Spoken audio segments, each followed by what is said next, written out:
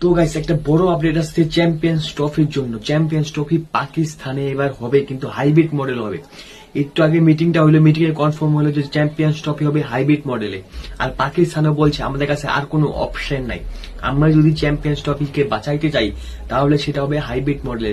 আর যদি আমরা পয়সা কামাইতে চাই তাহলে আমাদের ভাই চ্যাম্পিয়ন্স ট্রফি হইতে লাগবে। আর যদি হইতে লাগে তাহলে ইন্ডিয়াকে খেলতে লাগবে চ্যাম্পিয়ন্স ট্রফিতে। আর ইন্ডিয়া যখন খেলবে হাইব্রিড মডেল হবে তখনই খেলবে ইন্ডিয়া। তার জন্য পাকিস্তান লাস্ট পর্যন্ত স্বীকার করে নিছে যে আমরা হাইব্রিড মডেলে চ্যাম্পিয়ন্স ট্রফি করাবো। পাকিস্তান এবার এই হালতে পড়ছে, একদম ওনাদের জন্য একদম কঠিন একটা ডিসিশন ছিল, যেটা নাকি পাকিস্তান নিয়ে নিছে। পাকিস্তান হাইব্রিড মডেল করানোর জন্য রেডি হয়ে গেছে।